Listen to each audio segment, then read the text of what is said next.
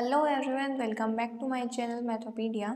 और आप सभी ने देखा हम अब तक 3 लेक्चर्स कवर कर चुके हैं मैट्रिक स्पेस के, जिसमें से फर्स्ट वीडियो के अंदर हमने समझा था मैट्रिक स्पेस है क्या। चलिए रिवाइज करते हैं। मैट्रिक स्पेस क्या था? मैट्रिक स्पेस एक ऐसा सेट था, एक ऐसा फंक्शन था, डिस्टेंस फंक्शन था जो 4 कंडीशन को सेटिस्फाई करता है। और अब वो 4 कंडीशन कौन सी हैं? पहली, नॉन नेगेटिविटी, यानी कि D of X Y is always greater than और इक्वल टू 0। सेकेंड कंडीशन हमारे पास थी आइडेंटिटी ऑफ पॉइंट्स। अगर डी ऑफ एक्स वाई आपके पास 0 है, ये सिर्फ तभी पॉसिबल हो सकता है जब आपके पास एक्स इक्वल टू वाई हो। थर्ड पॉइंट आपके पास था सिमेट्रिक का। सिमेट्रिक का मतलब आपके पास क्या था कि D of X Y is equal to D of Y X, ठीक है।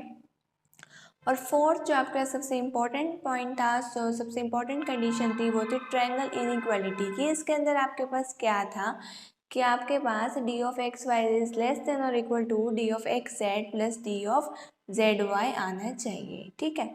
तो ये 4 कंडीशंस थी। इसके बाद हमने डिस्क्रीट मैट्रिक्स स्पेस देखा था और सेकंड वीडियो के अंदर हमने किया था यूजुअल और Euclidean matrix space.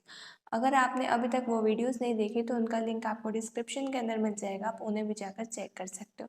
Third video के अंदर हमने इससे नेक्स्ट टॉपिक देखा, यानी कि एक एग्जाम्पल देखा था हमने मैट्रिक्स स्पेस से रिलेटेड। वो काफ़ी इंपॉर्टेंट और अच्छा एग्जाम्पल था। इसके बाद आज की वीडियो में हम करेंगे बाउंडेड सीक्वेंस और बाउंडेड फंक्शन क्या होता है। देखो, सीक्वेंस एंड सीरीज के अंदर हमने टर्म पढ़ी थी बाउंडेड, ठीक है। किसी भी सीक्वेंस को हम बाउंडेड कब कहते हैं? जब वो बाउंडेड अबव भी हो और बाउंडेड बिलो भी हो। अगर आप ऑनर्स के स्टूडेंट हैं तो आपने सेकेंड सेमेस्टर में डिस्क्रीट में ही ये सब स्टडी कर लिया होगा कि आपके पास बाउंडेड क्या होता है। देखो, कोई भी, अब यहाँ पर बाउंडेड सीक्वेंस की बात है तो कोई भी सीक्वेंस बाउंडेड अबव और बाउंडेड बिलो दोनों होगी तभी हम कहेंगे बाउंडेड। अगर मान लीजिए वो सिर्फ और सिर्फ बाउंडेड अबव है, देखो बाउंडेड अबव तो वो है लेकिन बाउंडेड बिलो नहीं है, तो उस केस के अंदर हम उसे बाउंडेड नहीं कह सकते, बाउंडेड बिलो ना हो, ठीक है। कंडीशन क्या होती है हमारे पास कि बाउंडेड अबव और बाउंडेड बिलो दोनों ही होने चाहिए, अदरवाइज हम उसे बाउंडेड नहीं कहेंगे। अब यहाँ पर हमारे पास बाउंडेड सीक्वेंस का मैट्रिक में क्या यूज़ है, यानी कि मैट्रिक से जब हम उसे कनेक्ट करें तो किस तरीके से कनेक्ट होगा। चलिए अब हम देखते हैं एक बार बाउंडेड सीक्वेंस की फॉर्मल डेफिनेशन क्या है। A sequence X N of real numbers is said to be a bounded sequence if there exists a real number k greater than 0 such that xn का मोड जो है आपके पास less than और equal to k आ जाए for all n belong to natural number. अब आपको पता है जब भी हम सीक्वेंस की बात करते हैं, अभी तक हम उसे an से डिनोट करते थे, तो a1 a2 a3, ये जो n है, an के अंदर जो n है ये हम कहाँ से लेते हैं? नेचुरल से। तो यहाँ पर भी ये जो n है ये आप नेचुरल से लेंगे, ठीक है। यानी कि आपके पास एक रियल नंबर के सीक्वेंस को आप बाउंडेड कब कहेंगे? जब आपके पास एक ऐसा रियल नंबर k मिल जाए जो कि ग्रेटर देन 0 हो, कि हर टर्म, सीक्वेंस के हर टर्म का मॉड्यूलस उस k से लेस आ जाए, ठीक है। तभी हम क्या कहेंगे? उस सीक्वेंस को बाउंडेड सीक्वेंस। बहुत इजी डेफिनेशन थी, आपको अच्छे से समझ आ गई होगी। इसके बाद बाउंडेड फंक्शन की फॉर्मल डेफिनेशन देख लीजिए। फंक्शन एफ, फंक्शन डिफाइन कहाँ से कहाँ तक है? आपके पास डोमेन हमने ली है ए टू बी और कोडोमेन क्या लिया है हमने? All reals. एक ऐसे फंक्शन को जिसकी डोमेन तो हो A to B interval, close interval, और कोडोमेन हो आपके पास पूरा का पूरा रियल, उसको आप बाउंडेड कब कहेंगे? If there exist a real number k greater than 0। अगर आपके पास एक ऐसा रियल नंबर मिल जाता है ग्रेटर देन 0 सच डैट आपके पास f ऑफ x का जो मोड है वो लेस देन और इक्वल टू k आ जाए, यानी कि आपके पास वो जो फंक्शंस की वैल्यू है हर x के लिए, हर x के लिए आपके पास जो f ऑफ x आए उसका मोड उस k से कम। k हमने क्या लिया यहाँ पर? एक पॉजिटिव क्वांटिटी, तो उस k से f ऑफ x का मॉड्यूलस हमेशा कम आएगा या इक्वल आएगा। और यहाँ पर x क्या है? कोई भी x होगा a से b के अंदर, यानी कि a b जो आपने इंटरवल लिया है उसमें से हम कोई भी x ले सकते हैं। तो बहुत इजी थी बाउंडेड सीक्वेंस और बाउंडेड फंक्शन की डेफिनेशन। अब इसी से रिलेटेड हम एक क्वेश्चन देख लेते हैं मेट्रिक का कि किस तरीके से हमें बाउंडेड फंक्शन में हम मेट्रिक प्रूव करेंगे। करना हमें सेम काम है, वही 4 कंडीशन से ही हमें प्रूव करनी है। एक बार एग्जांपल से हमें और क्लियर हो जाएगा। अब एग्जाम्पल की स्टेटमेंट देखिए क्या है। Let X be the set of all real valued bounded functions defined on A B. आपके पास x जो है वो सेट है, किसका सेट है? All real valued bounded functions का, यानी x के अंदर सारे के सारे रियल वैल्यूड बाउंडेड फंक्शंस हैं जितने भी डिफाइन होंगे डोमेन ए बी पर, ठीक है। And let D be a function such that, अब आपको यहाँ से क्लियर हो रहा है कि डी आपके पास इस तरीके से डिफाइंड है, ठीक है। Such that D of F G is equal to, ये सुप्रीमम है जहाँ पर आपके पास x बिलोंग कर रहा है ए बी इंटरवल से, और mod of F X minus G X. इस तरीके से आपको डिस्टेंस फंक्शन की वैल्यू गिवन है for all F G belong to X, आपको प्रूव करने के मेट्रिक है, ठीक है। सबसे पहले तो हम चेक करेंगे कि हमारे पास ये जो फंक्शन दिया हुआ है डी ऑफ एफ जी, ये वेल डिफाइंड है भी या नहीं है। यानी कि हमें चेक करना है कि कहीं पर भी इस डिस्टेंस फंक्शन की वैल्यू इन्फिनिटी ना आए, तभी तो हम कहेंगे ना वेल डिफाइंड है। क्योंकि अगर डिस्टेंस फंक्शन की वैल्यू इन्फिनिटी के इक्वल आ गई तो ये वेल डिफाइंड होगा ही नहीं। तो चलिए चेक करते हैं। अब हम यहाँ क्या कर रहे हैं, एक्स में से हमने 2 मेंबर्स ले लिए एफ और जी, ठीक है। इसके लिए आपके पास किस तरीके से डिफाइंड है ये चीज़? Supremum of X belong to A B F X minus C X, ये आपके पास लेस देन और इक्वल टू है किसके? Supremum of X belong to A B F X plus supremum of, आपको पता है ना मोड फंक्शन इसी तरीके से खुलता है, जी एक्स, ठीक है। यहाँ पर नेगेटिव है, ये चीज़ इससे तो कम आएगी ही आएगी, ठीक है। और ये पूरा का पूरा LHS आपके पास किसके इक्वल है? Distance function of F of G, ठीक है। एग्जाम्पल में आपको ऑलरेडी गिवन था।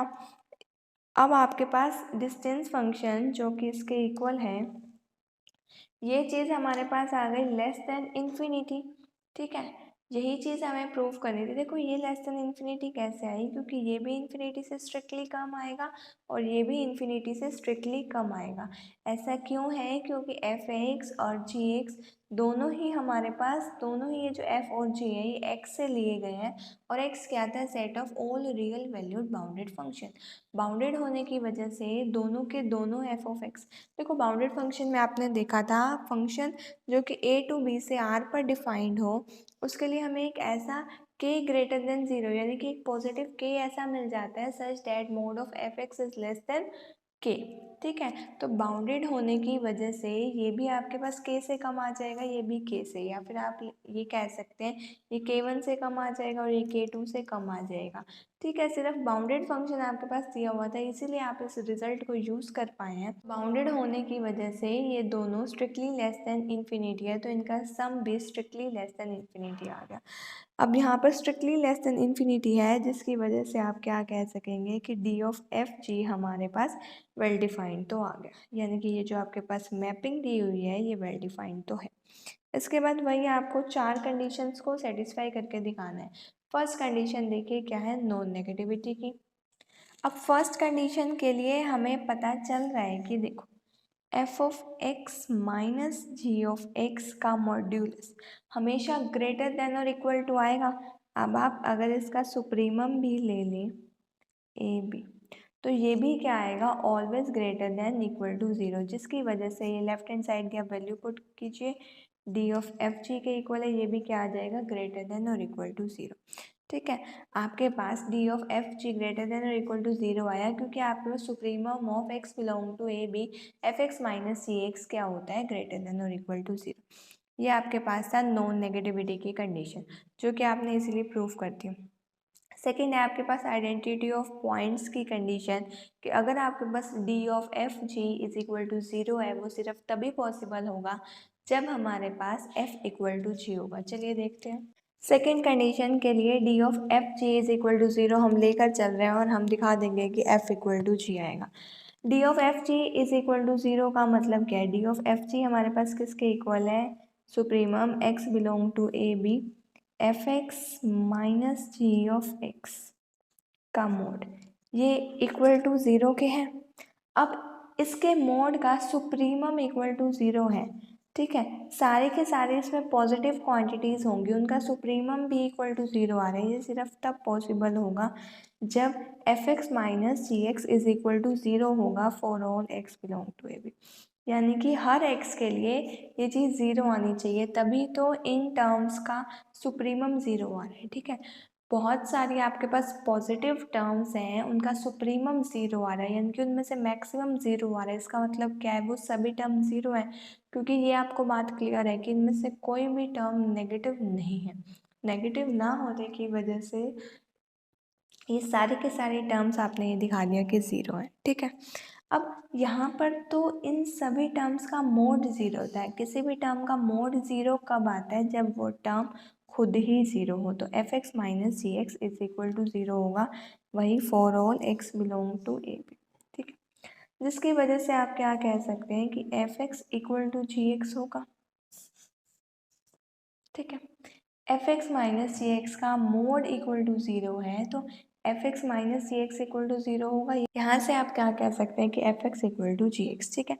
अब आपके पास क्या आ गया, f(x इक्वल टू gx), यानी कि f is equal to g, ये बोथ साइड से इम्प्लाई चल रहा था, ठीक है।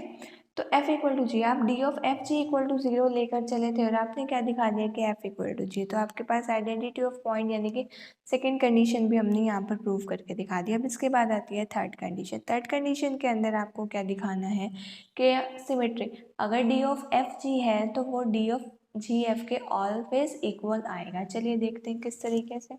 डी ऑफ एफ जी की वैल्यू आपके पास क्या आएगी, supremum x belong to A B f(x - gx), ठीक है। ये ऑलरेडी आपको क्वेश्चन के अंदर गिवन है और अभी इसी क्वेश्चन के अंदर हम 3 से 4 बार यूज़ भी कर चुके हैं। ये चीज़ आप किसके इक्वल लिख सकते हैं, supremum x belong to A B as it is, और इस चीज़ को आप लिख सकते हैं माइनस कॉमन लेके gx - f(x). देखो जब आप इसमें से माइनस कॉमन ले लेंगे, नेगेटिव बाहर आते ही, नेगेटिव के ऊपर मोड लगते ही वैसे ही वो पॉजिटिव बन जाएगा, तो आपके पास ये क्वांटिटी आ जाएगी। कंपेयर करके जो आपके पास क्वेश्चन के अंदर फंक्शन गिवन है उससे जब आप कंपेयर करेंगे तो आपके पास ये क्या आ जाएगा, D of F G, D of G F के इक्वल, ठीक है। तो आप डी ऑफ एफ जी लेकर चले थे और आपने इक्वल दिखा दिया डी ऑफ जी एफ के इक्वल, ठीक है।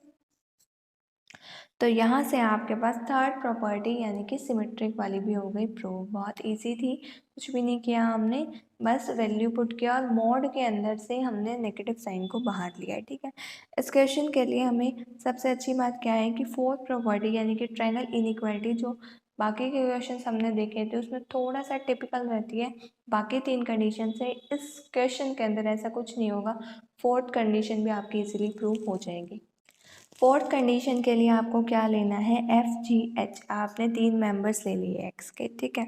डी ऑफ एफ एक्स क्या आएगा आपके पास, supremum X belong to A B f(x - gx) as it is, जो आपके पास एग्जाम्पल में था आपने वो लिख दिया, यानी कि क्वेश्चन के अंदर जो आपके पास था वो आपने लिख दिया। देखो इस चीज़ की वैल्यू आपके पास क्या आएगी, आपको क्या करना है, राइट हैंड साइड के अंदर एच एक्स, देखो एच एक्स को आपको इन्वॉल्व कर, देखो यहाँ पर आपको क्या दिखाना है कि D of F G is less than और equal to D of F H plus D of H G, ठीक है। तो एच को कहीं ना कहीं आपको इन्वॉल्व करना है, तो इसके अंदर आप एच एक्स सब्ट्रैक्ट भी कर दीजिए और एच एक्स को ऐड भी कर दीजिए, ठीक है। अब देखो थोड़ा सा यहाँ से जब हम इसको खोलेंगे तो क्या आएगा, supremum X belong to A B F X minus H X, ठीक है। और यहाँ पर भी आपके पास क्या आ गया, F X minus H x, कुछ इस टर्म का आ गया, बस ये एक ही अलग से इसके अंदर सुप्रीमम नहीं है। तो अब ये चीज़ आपके पास लेस देन और इक्वल टू आएगी किसके, अगर आप इसको अलग अलग से खोल देंगे, ठीक है। मॉड फंक्शन की आपको ये प्रॉपर्टी तो पता ही है, बस उसी प्रॉपर्टी को हम लगा रहे हैं कि जैसे ही हमने अलग अलग इनको सेपरेट किया तो हमारे पास लेस देन और इक्वल टू का साइन आ जाएगा। ये हमने इस तरीके से लिख दिया। ये चीज़ आपके पास है डी ऑफ एफ एच के इक्वल और ये चीज़ आपके पास है एच जी के इक्वल, डी ऑफ एच जी के इक्वल। तो यहाँ से आपके पास क्या आ गया है, D of F G is less than और equal to D of F H plus D of H G. ठीक है। तो यहाँ से आपके पास फोर्थ प्रॉपर्टी भी हो गई satisfy. First, second, third and fourth चारों प्रॉपर्टी आपने इस क्वेश्चन के अंदर सेटिस्फाई करके दिखा दी। और अगर आप एक फंक्शन के ऊपर ये चार कंडीशन जो कि मेट्रिक की थी ये सेटिस्फाई कर देते हो तो आपके पास मेट्रिक स्पेस बन जाएगा। यानी कि आपके पास डी जो है मेट्रिक बन गया सेट एक्स पर। ठीक है। तो ये आपके पास क्वेश्चन था। आप देखिए ये आपके पास बाय नेम भी आ जाता है कई बार क्वेश्चन, और इस मेट्रिक को हम क्या बोलते हैं, यूनिफॉर्म मेट्रिक। अब देखिए आपको इसके जस्ट पहले एक एग्जांपल है बाउंडेड सीक्वेंस के बाद, वो भी बिल्कुल एज इट इज़ है। आपसे इजीली हो जाएगा। अगर आपसे नहीं होता है तो आप मुझे कमेंट सेक्शन के अंदर बताइएगा। इसके अलावा आपके पास जो ग्रुप्स एंड ड्रिंक्स की बुक है उसके अंदर चैप्टर फर्स्ट, फोर्थ और थर्ड अभी अपलोड हो रहा है। First and fourth chapter already uploaded है, उन्हें भी आप जाकर प्लेलिस्ट में या फिर डिस्क्रिप्शन में जाकर चेक कर सकते हैं। ठीक है। इसी तरीके से न्यूमेरिकल एनालिसिस का फिफ्थ चैप्टर ऑलमोस्ट कंप्लीट आपका अपलोडेड है, उसका भी लिंक आपको प्लेलिस्ट में जाकर मिल जाएगा। ठीक है। तो आज की वीडियो में इतना ही। नेक्स्ट वीडियो के अंदर हम करेंगे अपना नेक्स्ट टॉपिक। यहाँ तक आपको कोई भी डाउट हो तो आप मुझसे कमेंट सेक्शन के अंदर पूछ सकते हो। Thank you so much for watching my videos. अगर आपको कंटेंट यूज़फुल लगा हो तो प्लीज़ अपने फ्रेंड्स के साथ और क्लास ग्रुप्स में इन वीडियोज़ को शेयर कीजिए। Have a nice day.